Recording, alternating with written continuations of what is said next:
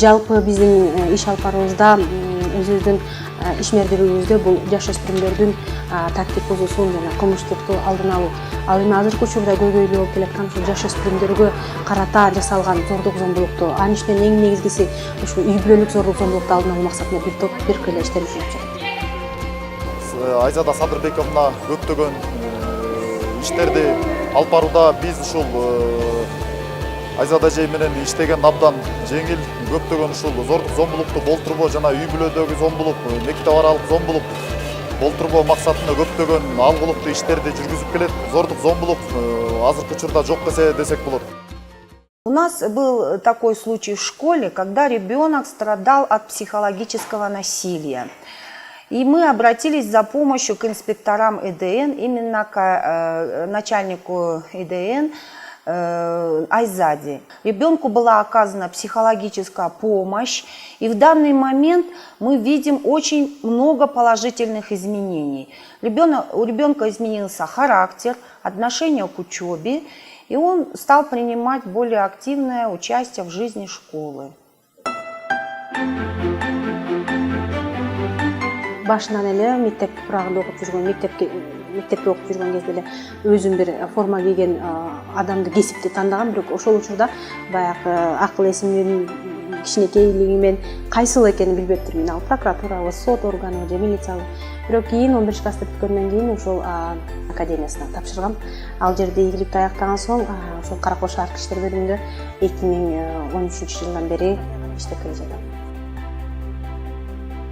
Негизи бул кызматты аркалагандан кийин абдан кесипкөйлүк менен, ушундай сүйүү менен бул кесипти тандап иштеп келем.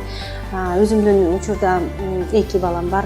Бирөөсү мектеп курагындагы, бирөөсү 1,5 жашта. Ата-энемдин жардамы менен азыркы күндө балдарымды тарбиялоодо, үй бүлөмдү толук кандуу камсыздоодо ушул ата-энемдин жардамы чоң.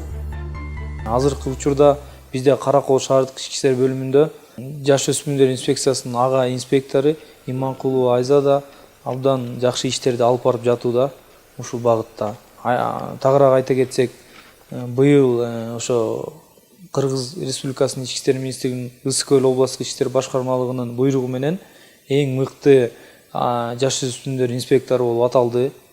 Анын бирден бир себеби болуп, ошо жашөспүрүмдөргө тарбиялоодо, жашөспүрүмдөрдүн кылмыштарын алдын алууда чоң жумуш алып барды. Бул бөлмө бизде жашөспүрүмдөрдү күтүү бөлмөсү. Бул жерге биз деген үй бүлөлүк зордук зомбулуктан жана жалпы зордук зомбулукка дуушар болгон жашөспүрүмдөрдү алып келебиз. Бул кабинетте бардык стандарттарга ылайыкташылып жасалган жана өспүрүмдөрдүн аларга зыян келтирген адам менен кайрадан кезиктирип, аларды экинчи ирет дагы стресске алып келбеш үчүн бардык мүмкүнчүлүктөр менен ушул кабинет ачылган. Бул кабинетте дайым эшиктери ачык. Бул иш бөлмөдө жашөспүрүмдөр менен зордук зомбулукка кабыл болгон психологдор, мугалимдер жана социалдык педагогдор иштейт. Ал эми бул атайын 2 бириктирилген кабинет. Бул экөөнүн ортосунда атайын таануу терезеси орнотулган.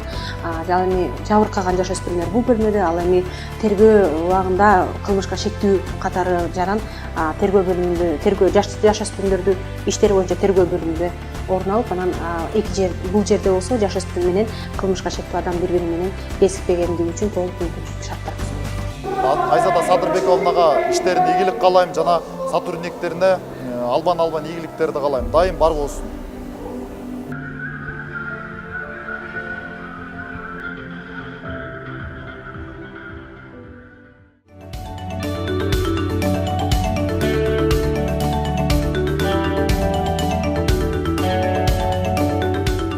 Адамдардын коопсуздугун тейлөө максатында 75 аймактык тескөөчү иш алып барат. Булар ар кандай профилактикалык иштерди жана үй бүлөлүк зомбулуктарды, кылмыштуулукка каршы иштердин, профилактикалык иштердин бардыгын тең ушу 75 аймактык тескөөчү алып барат. Бирден бир азыркы убактагы бирден бир маселелердин бири ушу үй бүлөлүк зомбулук болуп эсептелинет. Бул мыйзам боюнча үй бүлөлүк зомбулукту зомбулук жөнүндө мыйзам боюнча толугу менен иш алып барылып атат. Атап айта кете турган болсок, ушу 1-Май районунда бизде аймактык тескөөчүлөрдүн ушул боюнча жакшы иштерди алып барып аткан аймактык тескөөчүлөрдүн бири бул бизде милициянын лейтенанты Төрөбаев Назарбек.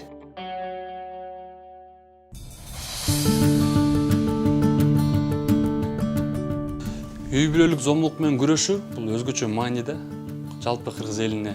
Анткени бул кээерки адамзатты ойлойт, жанагы үй бүлөдө уруш чыктаса, ал үй бүлөсүндө экен депчи. Ал өз ара чечип алышат деп, ал туура эмес. Бирок ошол үй бүлөлүк зомбулуктан жыйынтыгы аябай оор чыгат да. Бул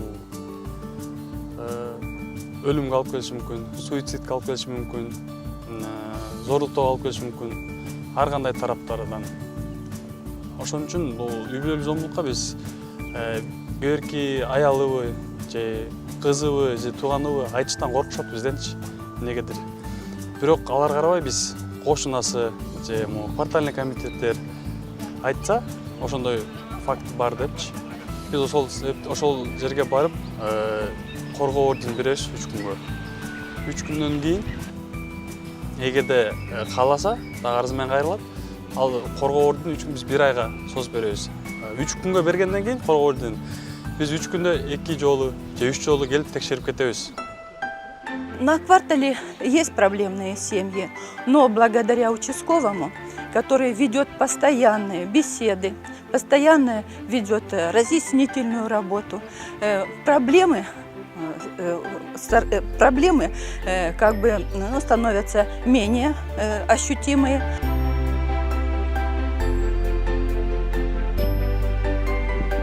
Өзүнүн балаларына, кыздарына көргөн тарбиясы, көрсөткөн тарбиясы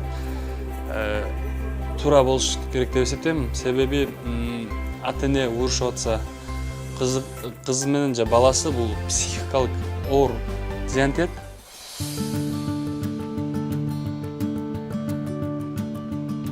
Профилактика өтө маанилүү. Биз тараптан дагы жанагы атайын РЦПП деген центрлер бар.